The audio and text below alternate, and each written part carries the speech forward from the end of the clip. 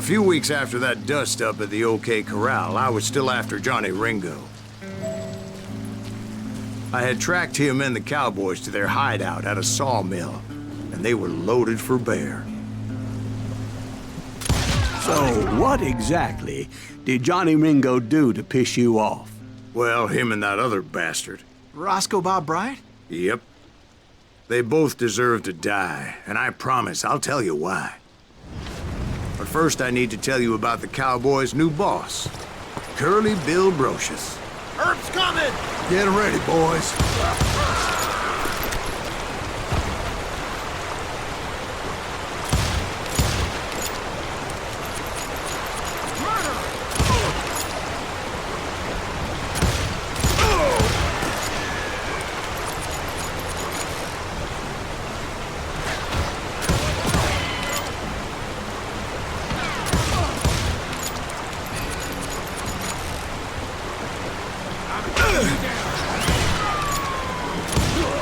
Curly Bill took charge of the cowboys upon the old man's demise, and after that gunfight at the OK Corral, the Clantons wanted revenge.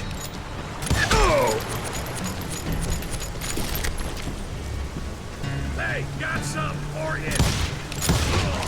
So they murdered Morgan Earp and grievously wounded his older brother, Virgil.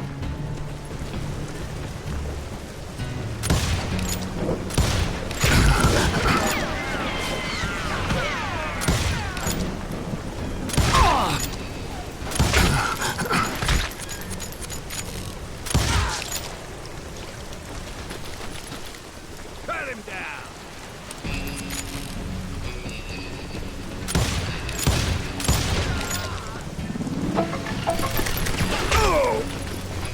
Let's just use it!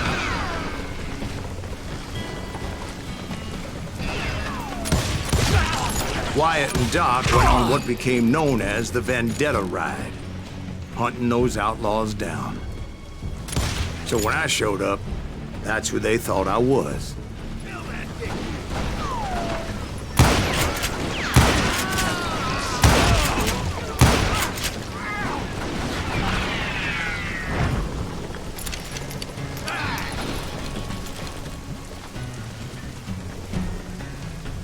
Can't hide forever!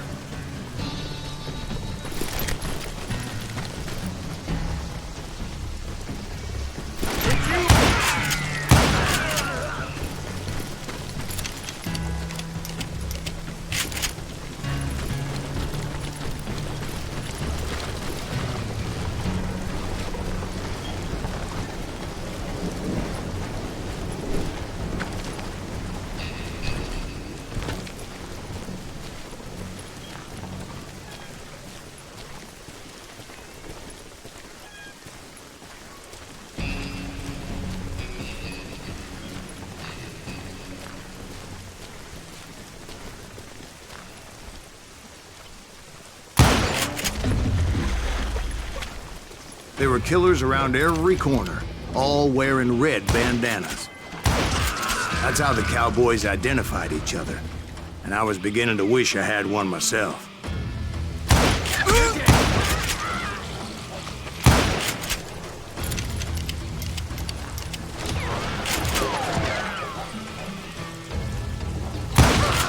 But I wasn't about to let Ringo walk away unscathed, and that's what drove me forward. They say that Ringo was infernally fast. I hardly saw anyone faster, boy. Certainly not Wyatt Earp. That man was all hat and no cap.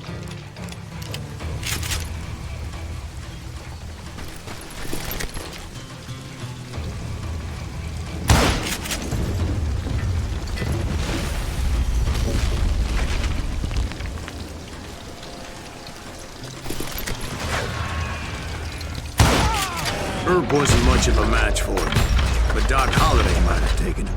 That Lunger should have kept his nose out of it. They never charged anyone for the murder of Morgan Earp. But everybody knew that Curly shot him in the back. That was common knowledge. Yeah, maybe so. But Ringo had nothing to do with it. He was just being loyal to a friend. Is that what you call it? Being loyal. Well, to get to that loyal friend, I had to pass by some buzzsaws as big as a man.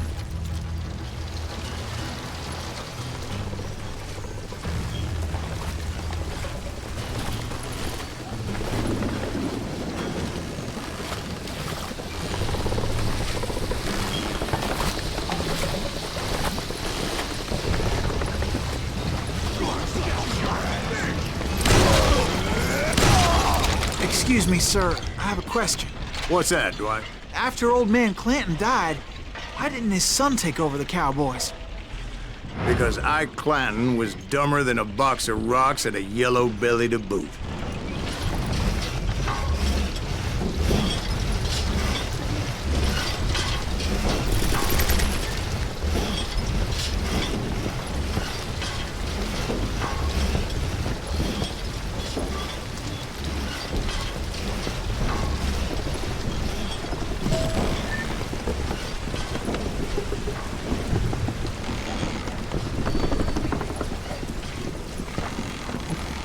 Now, where was I? Taking down the entire cowboy gang single-handed. Indeed I was, Jack.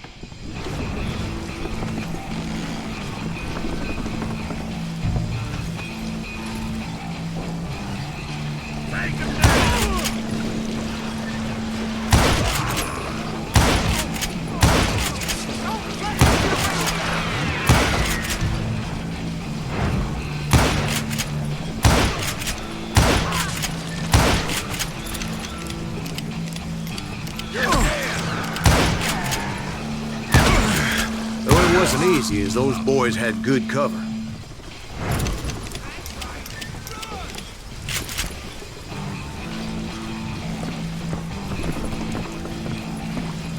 You bastard!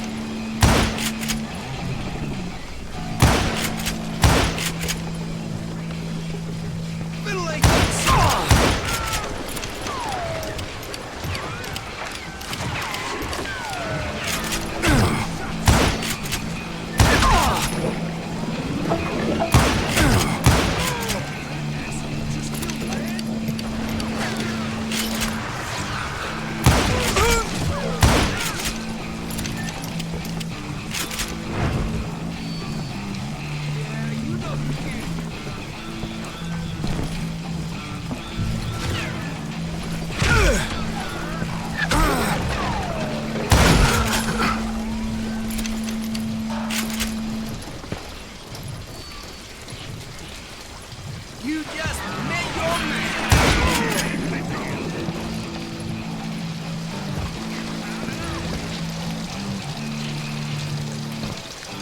Come on, smoke that son of a bitch!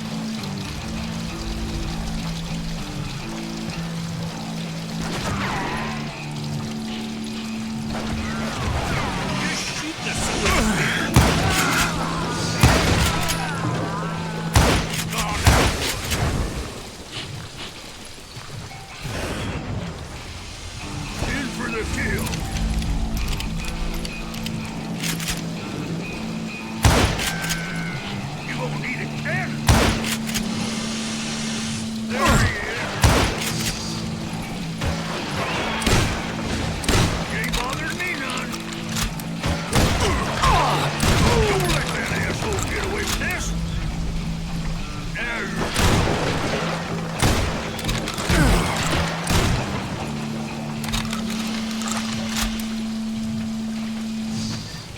Shoot, I dare you! This is too good for him! There were carts everywhere, piles of lumber, and God knows what else for people to hide behind.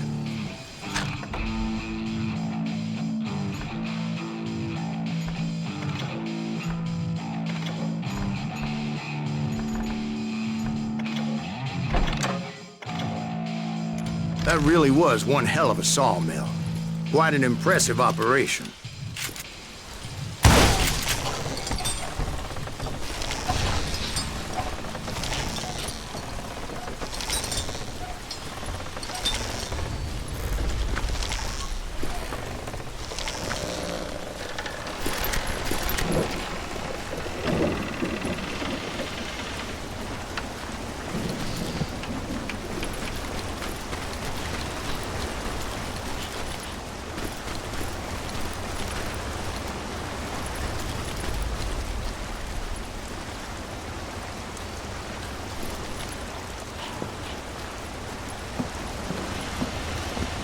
And where was Curly Bill? Did you see him? I'm about to get to that, Ben. Patience.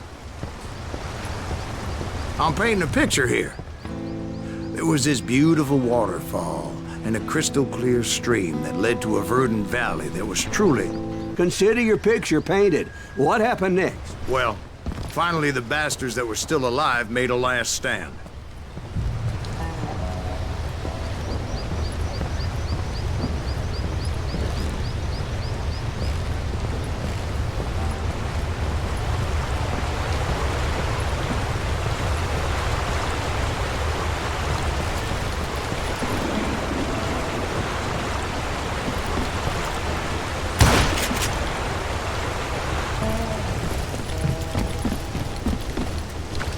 Curly Bill, Johnny Ringo, and his compadres took off into the lumber yard, and I followed after.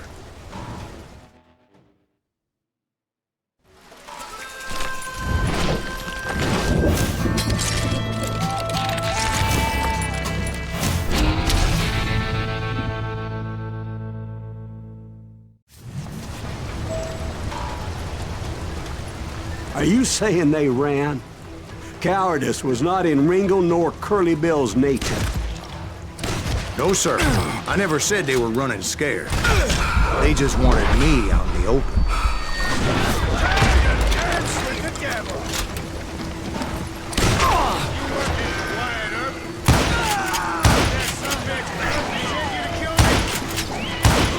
Why is he still standing?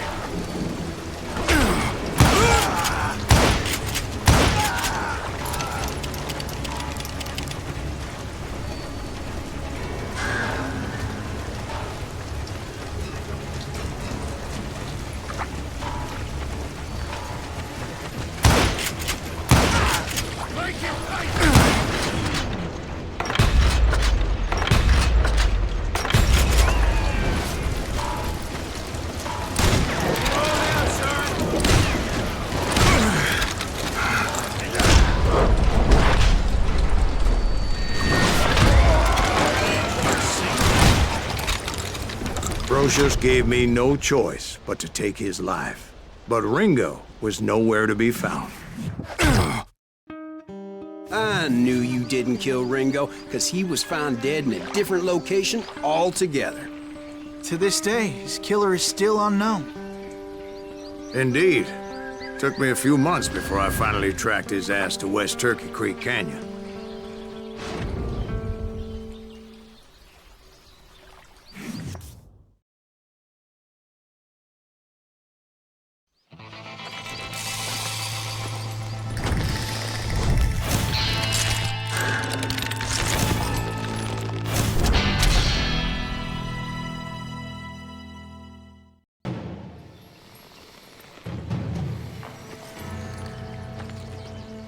That's incredible, sir.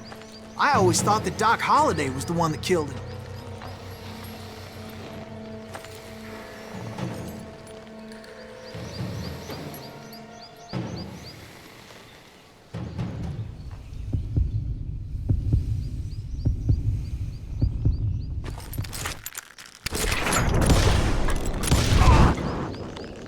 Sorry I had to ruin the legend for you, boy. But the legend ain't always true. Doc Holliday had nothing to do with the death of Johnny Ringo.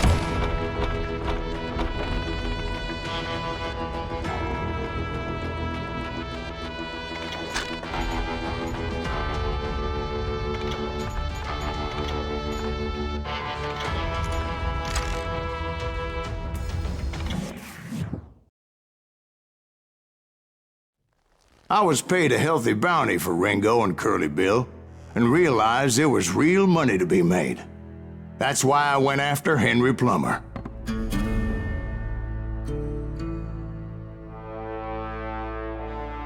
Now, wasn't he the sheriff who augmented his income by shaking down miners and robbing gold shipments? That's the one. Oh, yeah, I remember him. He ran that gang of thieving outlaws called the Innocents. So it's true that you went toe-to-toe with him? Indeed I did, son. Indeed I did.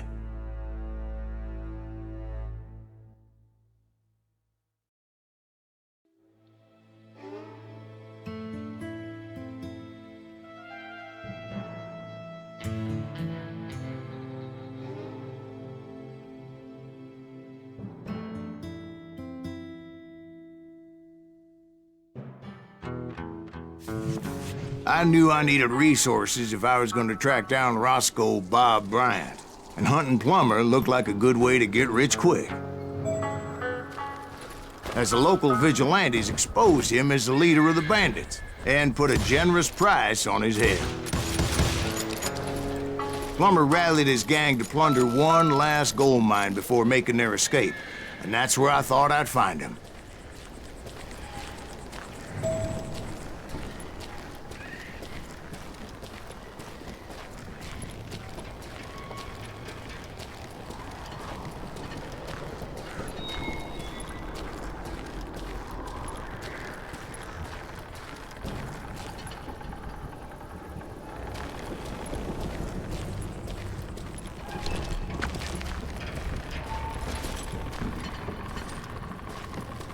It makes me nervous standing so close to all these goddamn barrels of gunpowder. Why would you do that? As my late father pointed out to me more than once, God made men, but Samuel Colt made them equal.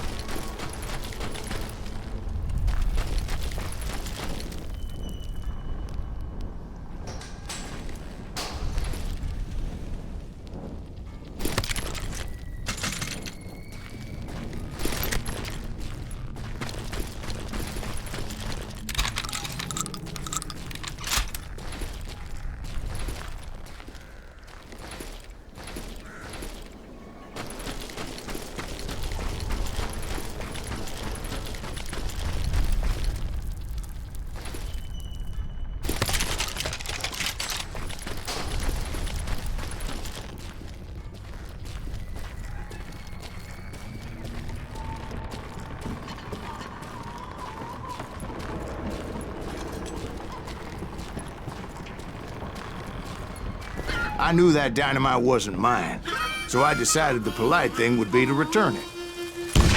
It was the biggest gold rush since Sutter's Mill in '48. Unfortunately, prospectors weren't the only ones drawn to those riches. There were thieves and killers, robbing travelers and hijacking gold shipments.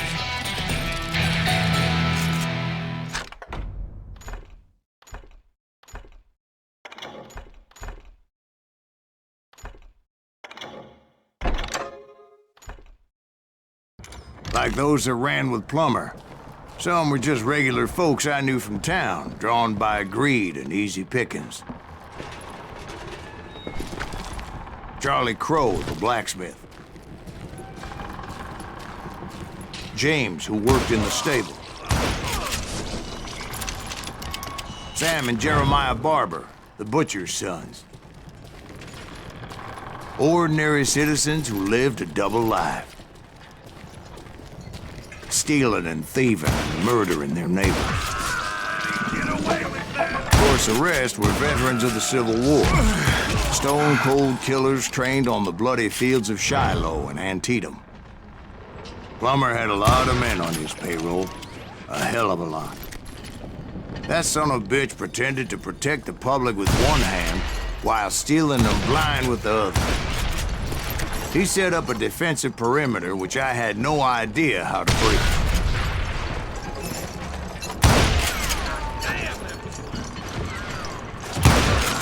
Dangerous, desperate individuals. I was outnumbered and in way over my head, but I was too damn stubborn and stupid to realize it. They must have thought I was touched, or had some kind of death wish, seeing as there were barrels of gunpowder everywhere. Watch out for the goddamn... One stray bullet, one stray spark, and I'd be blown to hell and gone. Did I have any second thoughts about what I was doing? No. I thought I was some kind of hero.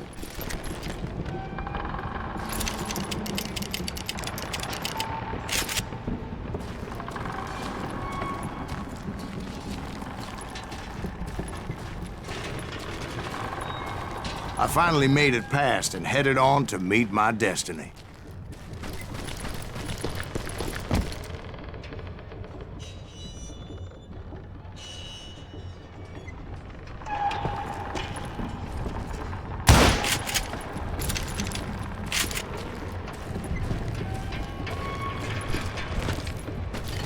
But first, I had something I needed to figure out. I had a few ideas on how to get into that mine, but once I made my decision, I knew there was no turning back.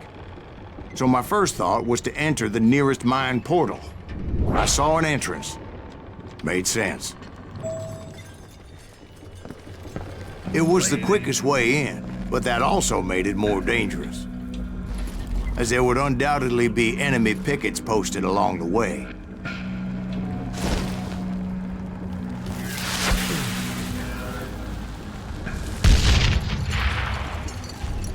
This is our goal now.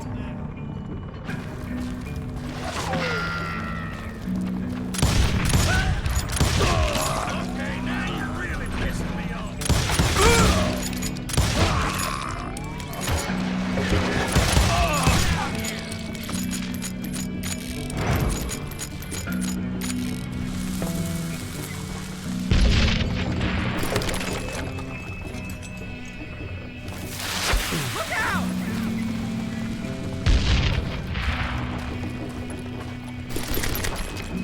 Besides, once you enter a mine like that, it's easy to get all turned around. And that confusing maze of corridors wouldn't even be the worst of it. Some of those shafts could be as deep as hell.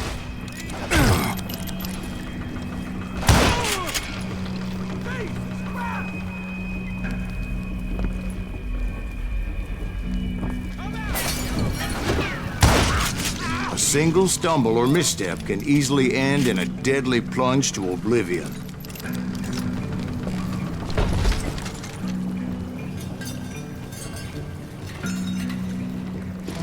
Hey, I'll flank him.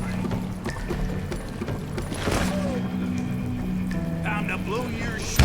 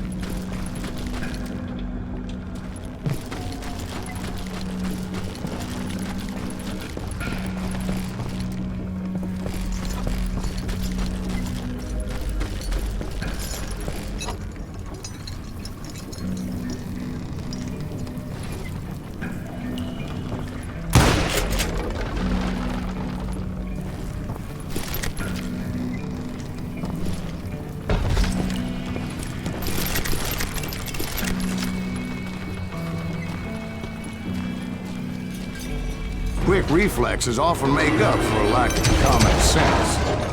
Luckily, I was never one to be easily bushwhacked.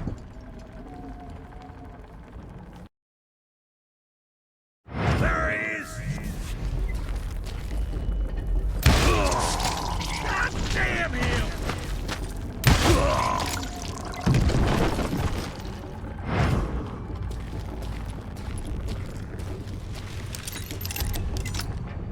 One wrong bullet could have turned that mine into a dad-blasted tube.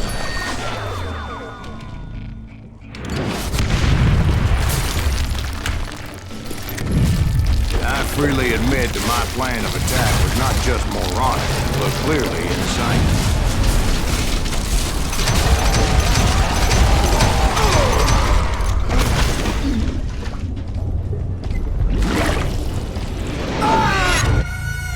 It's a good thing that I abandoned that ridiculous plan before I even tried it. Instead, I spotted a ladder, a way into the mine from the opposite side.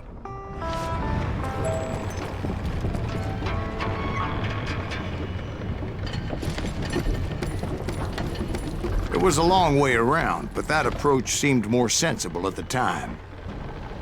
Of course, being I had a problem with heights, that scaffolding scared the bejesus out of me. Climbing down that ladder required some caution, because even though I had a younger man's reflexes, no man can dodge a damn bullet while climbing down a rickety ladder. I needed to make a leap of faith. I was determined not to give up, however. As Sheriff Plummer seemed quite the despicable character. When the vigilantes discovered what the sheriff was up to, people were outraged. That 10,000 they put on his head would go a long way to helping me find old Bob. And I have made it my mission to settle that score come hell or high water.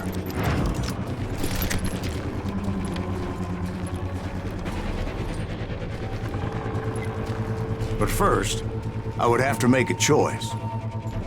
Take the elevator or climb the ladder.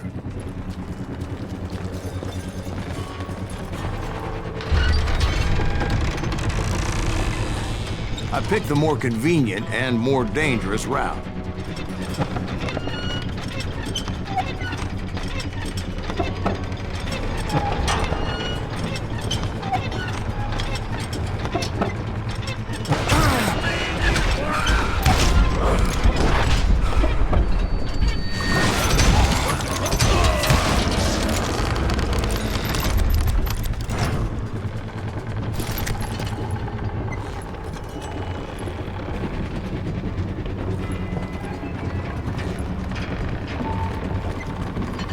Plummer was a mad dog killer, and the people of Nevada City deserved better.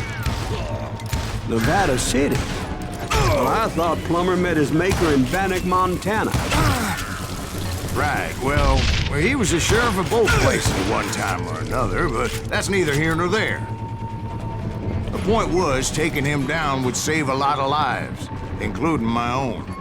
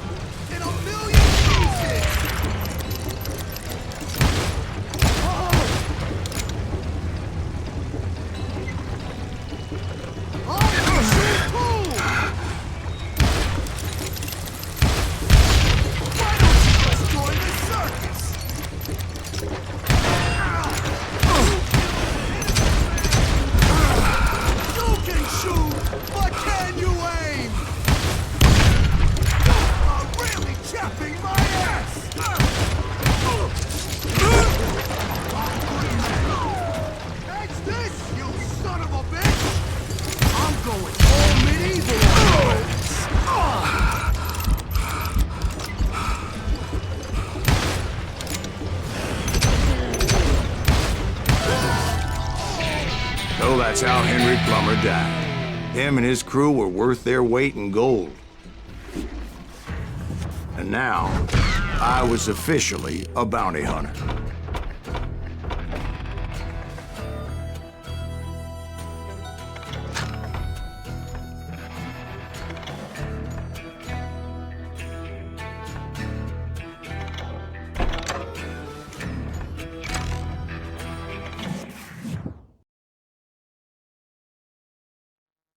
So, did you finally go after that Bob feller?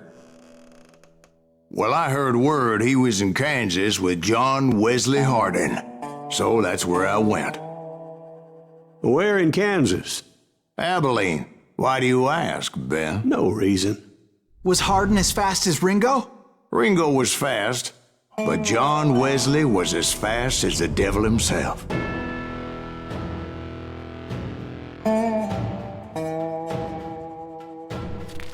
Hell, he killed his first man at 15. From that day forward, he had a price on his head and wouldn't back down for nobody, not even Wild Bill Hickok himself. I dodged death many a time, and that night in Abilene was no different.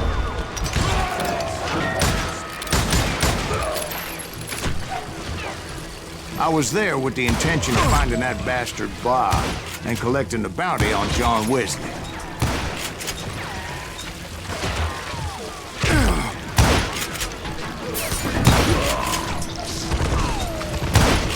There he is!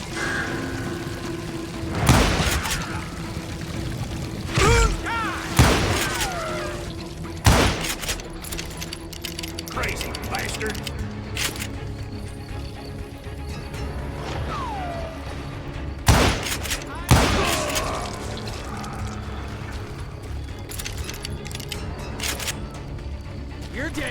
I thought the Texas Rangers got Hardin.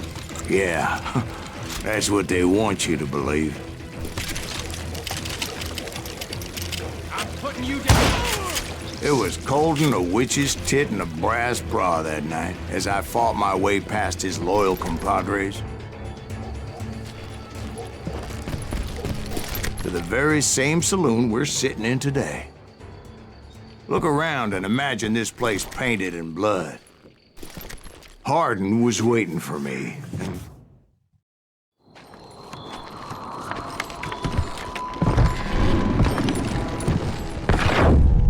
Wait, I'm jumping the gun here. Let me back up and give you some background on this sumbitch.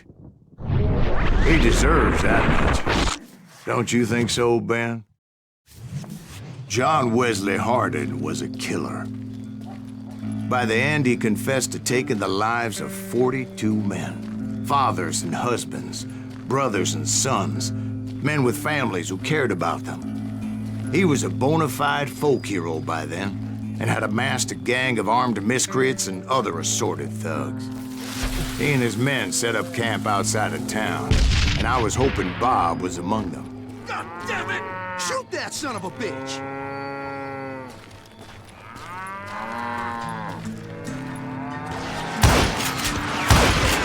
They didn't ask why I was there. They knew, as most of them were wanted as well. I figured Hardin was here somewhere, but to get to him, I'd have to get past his gun hands.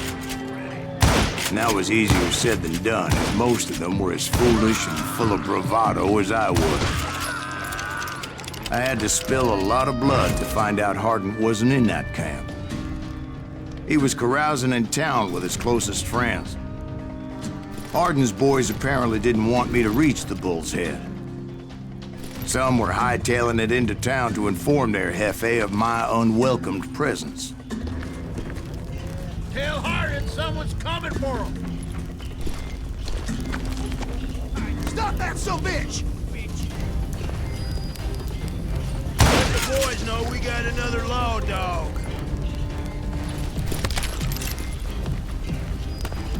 Can't believe you did this!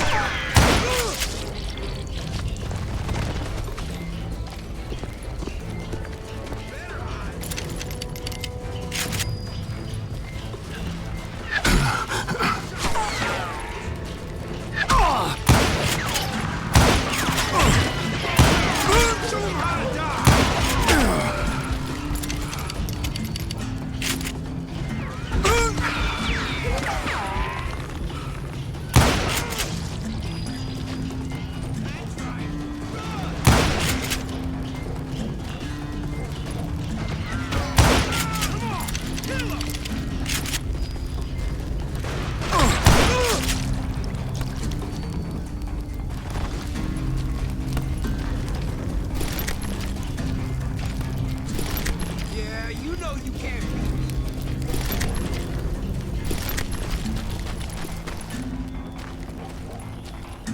Dead man! I wondered if Bob was among them.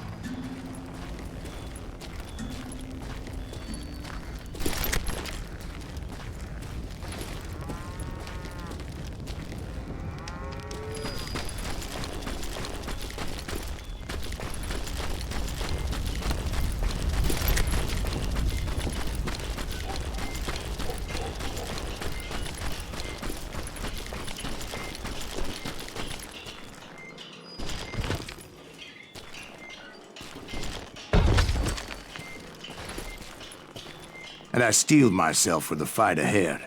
For as good as I was, deep down I wondered if John Wesley wasn't just a little bit better.